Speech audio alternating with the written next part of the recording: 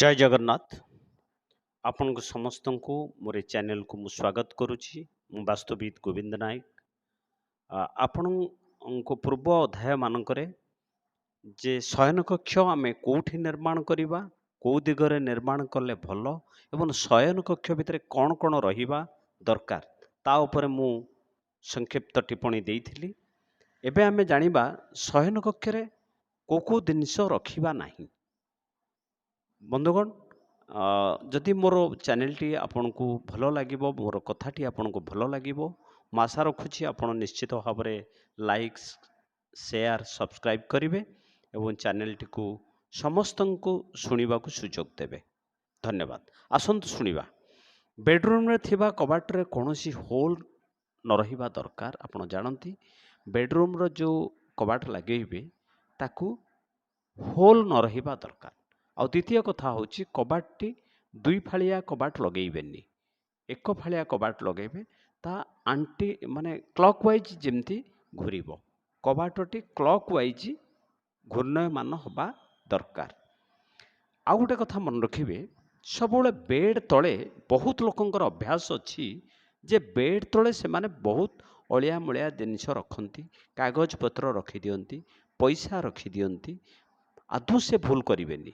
ପଇସା ପତ୍ର ଆଦୌ ବେଡ୍ ତଳେ ରଖିବେନି ଏବଂ କାଗଜପତ୍ର ରଖିବେନି କି ଅଳିଆ ମଳିଆ କରିବେନି। ବେଡ୍ ତଳ ସବୁବେଳେ ସଫା ରଖିବେ। ଆଉ ଯଦି ନ ରଖିବେ ତାହେଲେ ବହୁତ କିଛି ଅଶାନ୍ତି, ବହୁତ ଝଗଡ଼ାଝାଟି ପରିବାରରେ ହେବ ବା ସ୍ୱାମୀ ସ୍ତ୍ରୀ ଭିତରେ ହେବ।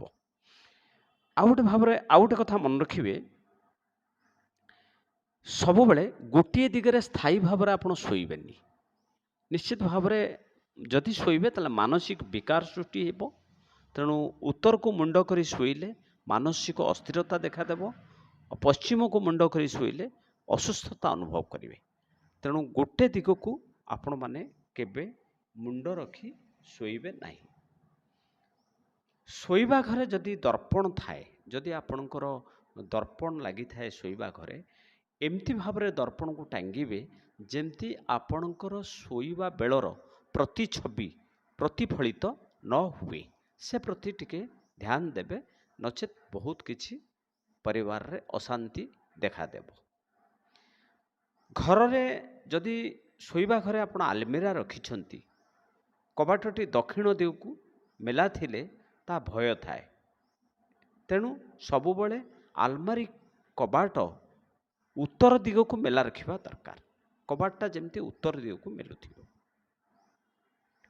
ଆଚ୍ଛା, ଆଉ ଗୋଟେ ଜିନିଷ ମନେ ରଖିବେ, ବେଡ୍ ସିଧାରେ ଉପର ଭାଗରେ ଯେମିତି ଆପଣଙ୍କର ବିମ୍ ନଥାଏ, ବିମ୍ ଯେମିତି ଯାଇନଥିବ, ଫ୍ୟାନ୍ ବାକି ଯେଉଁ ମଧ୍ୟ ଭାଗରେ ଯେଉଁ ଫୁଲ ସବୁ ନିର୍ମାଣ କରାଯାଏ, ତେଣୁ ସେସବୁ ଯେମିତି ବେଡ୍ର ସିଧାରେ ନଥାଏ।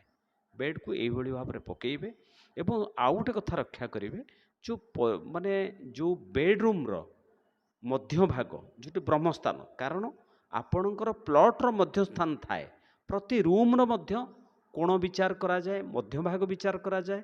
ଆଉ ସେ ପ୍ରତି ଧ୍ୟାନ ଦେବେ ଯେମିତି ବେଡ୍ଟିକୁ ଏକଦମ ଘରର ମଝିରେ ପକାଇବେ ନାହିଁ, ନା ସବୁବେଳେ ଆପଣଙ୍କୁ ବହୁତ ଭାରି ଭାରି ଲାଗିବ, ଓଜନ ଲାଗିବ, ମସ୍ତିଷ୍କ ଓଜନ ଲାଗିବ, ଆପଣ ବହୁତ କିଛି ଅସୁସ୍ଥତା ଅନୁଭବ କରିବେ। ଆଉ ଗୋଟେ ଜିନିଷ ମନେ ରଖିବେ, ସବୁଠୁ ଇମ୍ପୋର୍ଟାଣ୍ଟ ଜିନିଷ, ବେଡରୁମ୍ରେ କୌଣସି ଝରଣାର ଚିତ୍ର, କୌଣସି ଫୁଲ, ଝରଣା, ପାଣି ଏସବୁର ଚିତ୍ରକୁ ବେଡରୁମ୍ରେ କରିବେ ନାହିଁ। ଏବଂ ବେଡରୁମ୍ରେ କୌଣସି ମୃତ୍ୟୁ ହୋଇଥିବା, କୌଣସି ଲୋକ ମୃତ୍ୟୁ ଲାଭ କରିଛନ୍ତି, ସେମାନଙ୍କର ଫଟୋକୁ ବେଡରୁମ୍ରେ ରଖିବା ଏକଦମ ଅନୁଚିତ। ଆଉ ତାପରେ ଠାକୁରଙ୍କର ଫଟୋ ମଧ୍ୟ ବେଡରୁମ୍ରେ ରଖିବେ ନାହିଁ। ଆପଣମାନେ ଜାଣନ୍ତି ଉତ୍ତର ଓ ଦକ୍ଷିଣ ଦିଗଟି ହେଉଛି ଚୁମ୍ବକୀୟ କ୍ଷେତ୍ର। ପୃଥିବୀର ମାଧ୍ୟାକର୍ଷଣ ଶକ୍ତି ଏହି ଦିଗରେ କାମ କରିଥାଏ। ତେଣୁ ଏହା ମନୁଷ୍ୟ ଉପରେ ମଧ୍ୟ ପ୍ରଭାବ ପକାଇଥାଏ। ତେଣୁ ସେ ପ୍ରତି ସବୁବେଳେ ଧ୍ୟାନ ଦେବେ ଏବଂ ନିଜକୁ ସେଭଳି ଭାବରେ ବେଡରୁମ୍ରେ ବେଡ୍କୁ ସେହି ହିସାବରେ ଆପଣ ପକାଇବେ। ଆପଣମାନେ ଶୟନ କକ୍ଷରେ ଆମେ ସମସ୍ତେ ଗୀତ ଶୁଣିଥାଉ, ସ୍ଲୋ ସାଉଣ୍ଡରେ ଶୁଣିବେ बहुत जोर शुणिबेनि, बहुत स्लो साउंड रे शुणिबे। आ विशेषकर टीवी बहुत लोक शयन कक्ष रे रखि थांती, किंतु नियम अनुଯାयी आपण टीवी रखिले आपणकर अनिद्रा हबो, कारण बहुत जोर साउंड हेले मनुष्यर निद भांगी जीवो। कारण समस्त जानती शयन कक्ष रे जड़े व्यक्ति 12 घंटा ही कटई थाए, तेणु से जगह संपूर्ण भाव में एक सुस्थ वातावरण भितर रहिबा दरकार। आउ गोटे जिन मन रखु, बेड्रुम रे जो आप तैयारी करेंगे, शयन कक्ष तैयारी करवा जेकोसी रूम तैयारी करेंगे, तार जो स्लोप करेंगे, पानी रो स्लोप ताहा उत्तर पूर्व दिग को ईशान कोण को से पानीटा जमती जीव से टाइप रो व्यवस्था करेंगे। मन इच्छा जो पटक बोली से पटक करेंगे, यहाँ बहुत क्षतिकार हेबो। आउ गोटे सब बड़ इम्पोर्टाट कथा होची, जेते शोइबा गृह जेते पूर्व आ उत्तर दिग आपण खाली रखिबे। मनकर घरटी होची 10 रे 10 बा 15 रे 10 एमती 12 रे 10 आपण बनैछंती, सबले जुग्मरे बनैबे। घरटी जेतले बनैबे जुग्मरे बनैबे, 10 बाई 12 एमती बनैबे, एमती अजुग्मरे बनैबेनी।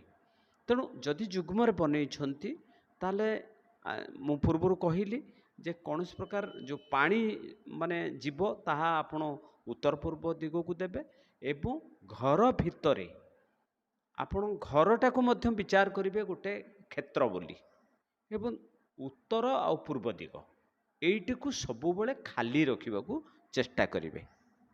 आउ शोइबा घर जो कांथ ताकू जो कलर करेंगे सब बेले हल्का सबुज करेंगे, गोलापी लहुणी कलर एम सब करेंगे, आकाशिया रंगर लेप देवे, किंतु हलदिया कि एकदम धड़ा कलर देवे नहीं।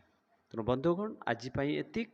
तेणु ये जो वास्तुर ये जो कार्यक्रम रे आपण मानक जदि भल लगिला, मोर कथा जदि भल लगी निश्चित भाव में चैनल टी सब्सक्राइब करेंगे, शेयर करेंगे। आउ रहुची मु नमस्कार करछि समस्त को, धन्यवाद।